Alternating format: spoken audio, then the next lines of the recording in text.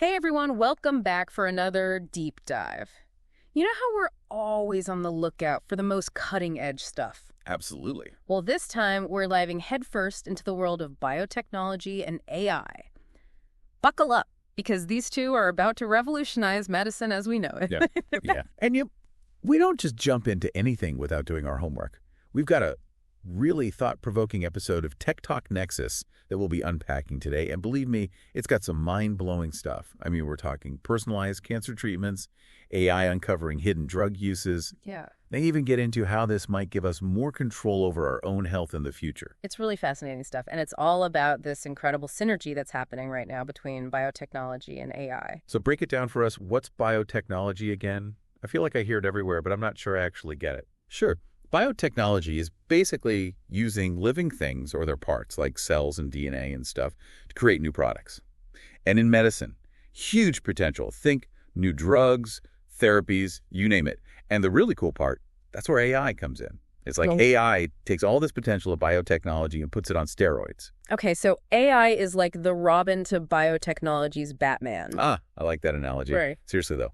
AI is like this super-powered sidekick that can analyze incredible amounts of biological data. And I mean, way faster and more accurately than humans ever could. So we're talking about AI doing the heavy lifting in the lab, letting the scientists kick their feet up. Not exactly. It's not about replacing researchers. It's more like giving them superpowers. Superpowers. I like the sound of that. Give me an example.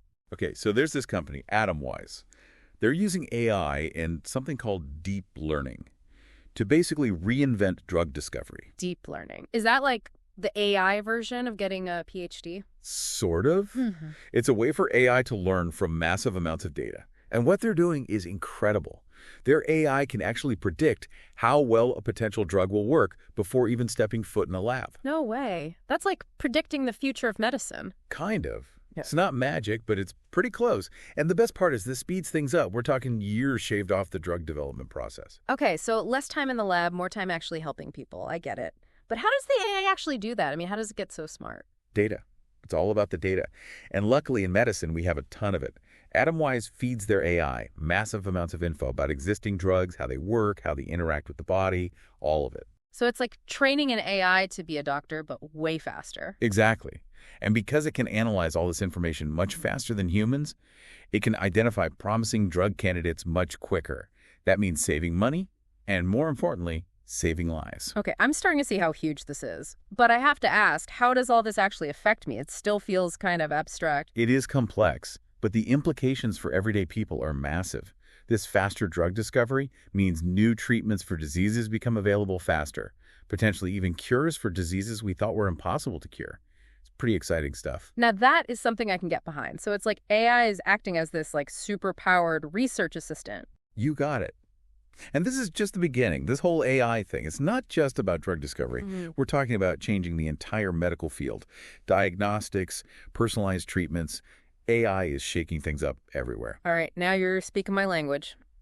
Personalized medicine. Is that just a buzzword or is it the real deal?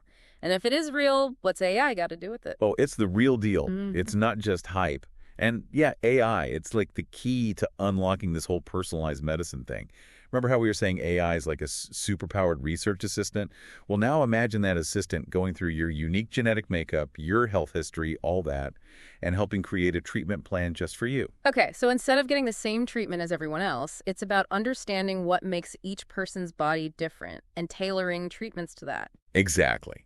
It's like instead of just knowing, okay, this person has cancer, AI can help us say, okay, this person has this specific kind of cancer with these genetic mutations. And that means we can get a lot more precise with treatment. Wow. That's incredible. I'm guessing this whole personalized medicine thing is only possible because of all the advancements we've made with like genome sequencing and all that. I remember hearing years ago how it cost a fortune to map the human genome. Is that still the case? Oh, no. It's come way down. Oh, wow. It's actually pretty amazing how much cheaper and faster it's gotten. Yeah. But, and this is a big but, that leads to a whole new challenge. Which is? We got mountains of data now. Genomes, health records, you name it. But making sense of it all, that's the tricky part. It's like having all the pieces of a puzzle, but losing the picture on the box. Perfect analogy. And you know what's really good at puzzles? AI. Bingo.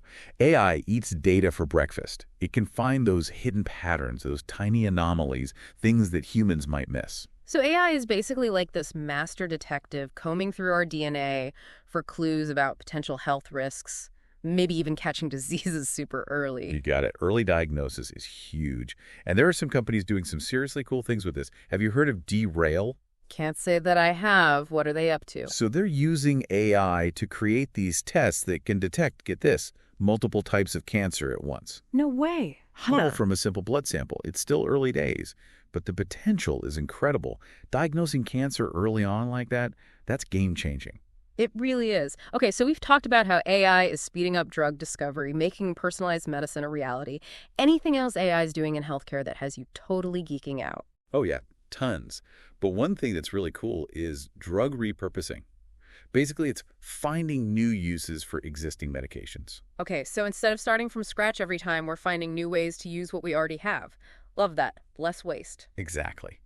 And AI is perfect for this. It can sift through all that data about existing drugs, their properties, their side effects, and uncover potential uses that nobody ever thought of before. Okay, I need an example. That sounds way too good to be true. All right, how about this? Remember remdesivir? Vaguely. Wasn't that one of the drugs they were looking at for COVID? Yeah, exactly. But it was originally developed for Ebola.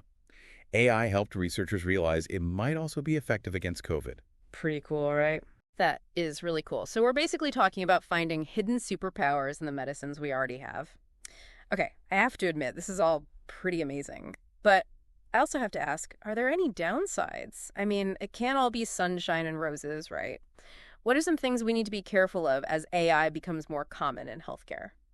Well, it's like anything powerful. There's always the flip side, right? It's not about being scared of AI, but we definitely need to be smart about how we use it. I mean, it's people's health we're talking about. Absolutely.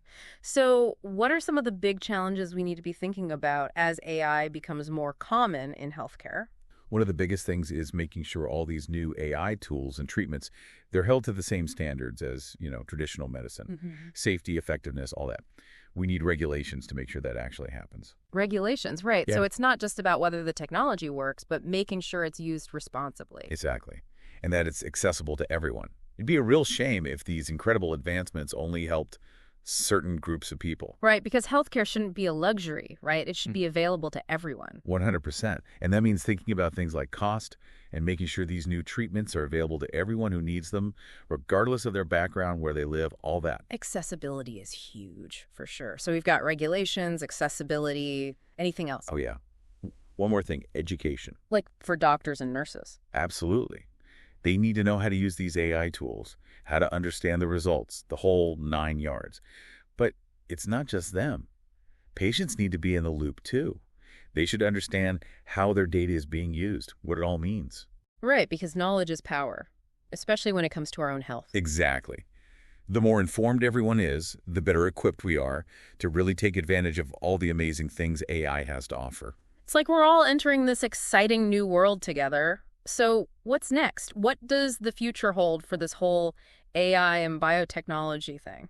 I think we're going to see healthcare become even more personalized, more precise, more proactive too. Proactive. Like instead of just treating diseases, we're preventing them in the first place. Exactly. Imagine a world where AI is helping us stay healthy, not just helping us get better once we're already sick. Now that is a future I can get behind. Well, this has been an incredible conversation. Seriously, so much to think about. A huge thank you to our expert for, as always, breaking it all down for us. My pleasure. Happy to be here. And to everyone listening, thank you for joining us on another deep dive. We'll be back next time with another fascinating topic. Until then, stay curious.